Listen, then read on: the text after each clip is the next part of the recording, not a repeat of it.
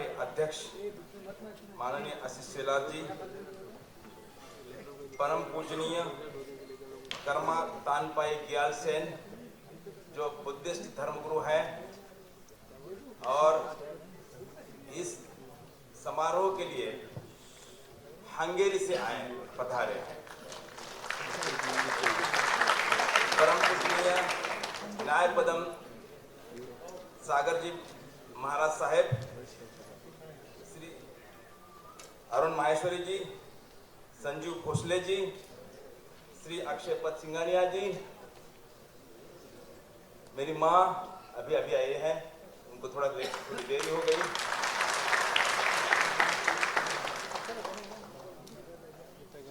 बड़ साहब, भाइयों और बहनों,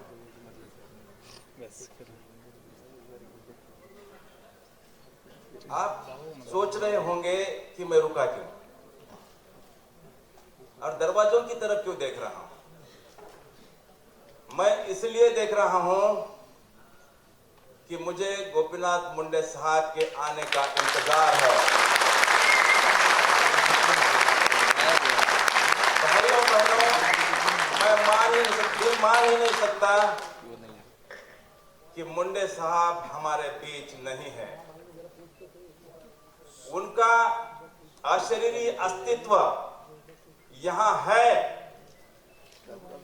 और मैं उनके स्मृति को नमन करता हूं। आज सप्ताह का पहला दिन है, वर्किंग डे है, साहित्य का कार्यक्रम है, 11:30 बजने का समय है। अभी तो शायद ज्यादा हो गए और सभागार ओवरफ्लोइंग है। परमात्मा की कृपा है, सद्गुरुओं की कृपा है, गडकरी साहब का करिश्मा है, उनकी लोकप्रियता है, आशीष शेलार जी की लोकप्रियता है, कार्यकर्ताओं की मेहनत है और आप सबका आशीर्वाद है। मेरी मातृभाषा मराठी है, लेकिन पितृभाषा, मैं पितृ इस रूप इसमें इस अर्थ में उपयोग कर रहा हूं, परमात्मा पिता परमेश्वर इसमें। तो मेरी भी पितृभाषा हिंदी है। आधी रात जगाने आया हूं जीवन रूपांतरित करने वाली किताब है। ये अंतस को बदल देने वाली किताब है। जिसका अंतस बदल जाता है, उसका आचरण बदल जाता है, उसका व्यक्तित्व बदल जाता है। भाइयों, ये जब पुस्तक छापने के लिए गई थी, अरुण जी को मैं पूछ रहा था, अरुण जी कई दिन हो गए, आप तक पुस्तक आती क्यों नहीं? तो अरुण जी ने कहा, मैंने एडिटर के पास भेजी है और एडिटर से मुझे ये खबर आई है कि अभी एडिटर ये कह रहे हैं कि कई दिनों के बाद इतनी अच्छी किताब मेरे हाथ लगी है, मैं इतनी जल्दी छोड़ने वाला नहीं हूं। मैं इसको पूरा एक एक शब्द पढ़ लूंगा और एक एक शब्द महसूस करूंगा। एक मित्र है जिन्होंने ये किताब पढ़ना शुरू की। ये पुस्तक तूफान में मुस्कुराने की कला सिखाने वाली किताब है।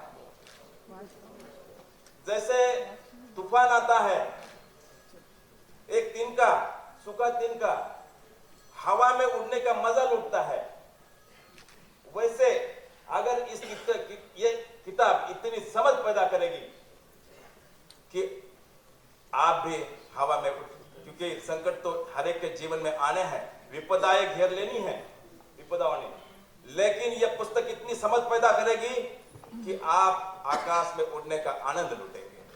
कष्ट होगा लेकिन दुख कभी नहीं।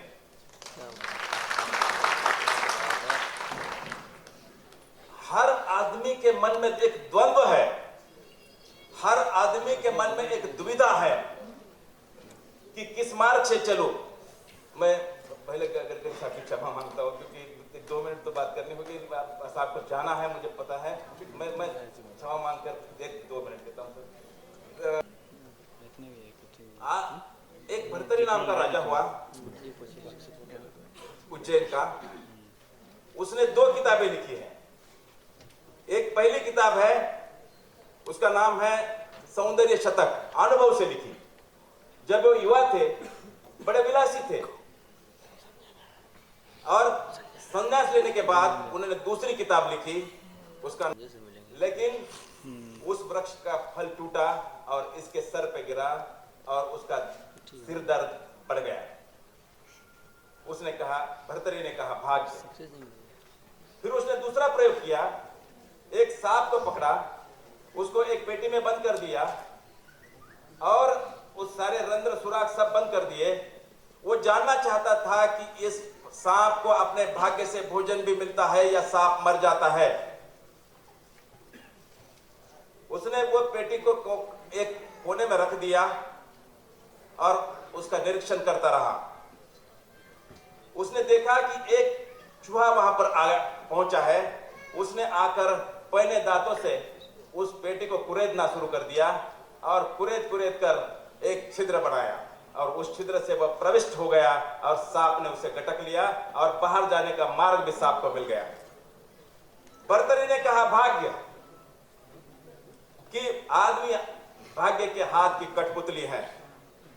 और भर्तरी ने संसार त्याग दिया और वह सन्यासी हो गया। लेकिन क्या भर्तरी के संसार के त्यागने से भर्तरी की दुविधा मिट गई कि सन्यास योग्य है कि संसार योग्य है? क्या हमारी दुविधा मिट गई कि संसार योग्य है कि सन्यास योग्य है? तो ये किताब, इस किताब में अगर आप खोजेंगे तो उसके उत्तर मिल जाएंगे। मिलने में रमजान के दिन थे और एक आदमी रास्ते पर आकर आधी रात ढोल पीट रहा था। लोगों ने उसे पूछा कि तुम्हारे आधी रात ढोल पीटने का मतलब क्या है? उसने कहा, मैं आधी रात ढोल पीट रहा हूं इसलिए कि जिनको सुबह की प्रार्थना में सम्मिलित होना है उन्हें आधी रात जगना चाहिए। अगर आधी रात नहीं उठेंगे तो सुबह की प्रार्थना चूक जाएगी, इसलिए मैं आधी रात उठ रहा हूं।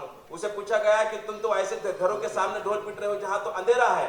उसने कहा कि अंधेरा है, इसका मतलब ये कि वहां के लोग बहुत गहरी निद्रा में है, उनकी नींद टूटने में, उनको जागने में बहुत समय लगने वाला है, इसलिए मैं आधी रात ढोल पीट रहा हूं। ये किताब भी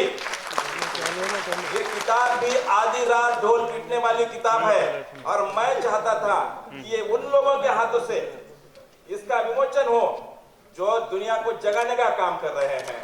इसलिए अभी किसी ने पूछा कि आपके मंच पर कोई दीप प्रज्वलन होने वाला नहीं है।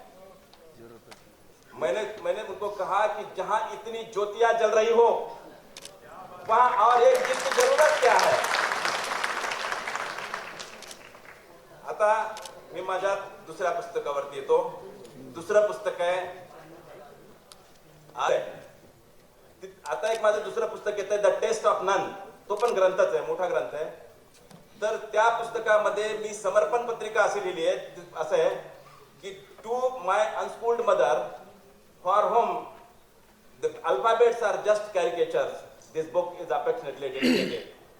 तर त्या म्हणजे त्यांनी गायलेल्या ओव्यांचं हे मी पुस्तक रूपामध्ये ह्या संकलित करून हा जो अनमोल ठेवा आहे, पारंपरिक ठेवा आहे, तो जतन करण्याचा प्रयत्न केलेला आहे।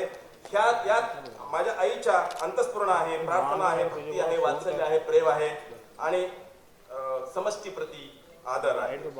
असं म्हणतात की इस नन्ही सी बस्ती में लगता नहीं दिल अपना, खुदा जाने आए हैं हम किससे जुदा होकर। शायद इस भूमि से, जहां से, जिस अज्ञात स्थल से भी हम आए हैं, उस जगह की याद दिलाने वाली, उस जगत की याद दिलाने वाली एक किताब है। भाइयों, उसमें मराठवाड़ा की मट्टी की सुगंध है और 2-3 ओवी, मैं बस 2-3 ही ओवी मैं एक नमुन्यासाठी मी आपल्या समोर सादर करत आहे। फक्त लेकीचा जलम जसा गाजराचा वाफा, वेड्या माय बाबा जन्म देऊन काय नफा. लेकीचा जलम कोणी धाडीला वेड्यानं, लेकीचा जलम कोणी धाडीला वेड्यानं, परक्याच्या दारी बैल राबतो भाड्यानं, परक्याच्या दारी बैल राबतो भाड्यानं.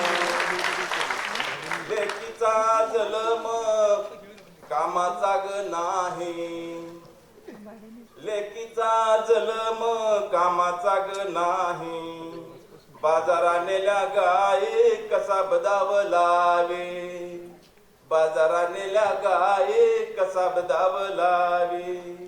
एवढा माझा जीव वाघासारखा कलम, एवढा माझा जीव वाघासारखा कलम, काय करू बाबा पडला अस्तुरी जलम. मांडवाच्या दारी घागर सांडली तुपाची, परक्याच धन होते लेक ग बापाची. धन्यवाद. एक पुस्तक जो कर्माचार्य से मैं बात कर रहा था कि उस पुस्तक का विमोचन इसी महीने के अंत तक हम करना चाहते हैं. और तीसरी बात यह है कि मुझे, क्योंकि आजकल किसी भी प्रकाशक से कुछ रॉयल्टी मिलना बहुत मुश्किल है, लेकिन मुझे 10 लाख की रॉयल्टी अरुण जी की तरफ से मिली है. और 10 लाख में से मैंने तो रिटायरमेंट लिया है, लेकिन मैं उसका कुछ हिस्सा मैं प्राइम मिनिस्टर नेशनल फंड के लिए शहीदों के परिवारों के लिए 1 लाख की रकम मैं गडकरी साहब को एक चेक मैं सौंपना चाहता हूँ. मैं निवेदन करता हूँ गडकरी साहब को कि वो इस चेक का स्वीकार करें. माणिकराव जी, जोरदार तालियां होनी चाहिए. भारत के बंगालियों के लिए 1 लाख रुपए की रकम इन पुस्तकों से मिलने वाली रॉयल्टी की रकम में से आदरणीय माणिक मुंडे. पंक्ति है मुंबई में, आशीष का मोल होता बहुत है, देते नहीं लोग अंतःकरण से. एक ऐसा व्यक्ति जो अंतःकरण से अपने आप को मुंबई भाजपा के लिए समर्पित किए हुए हैं, आशीष जलाल जी को सादर में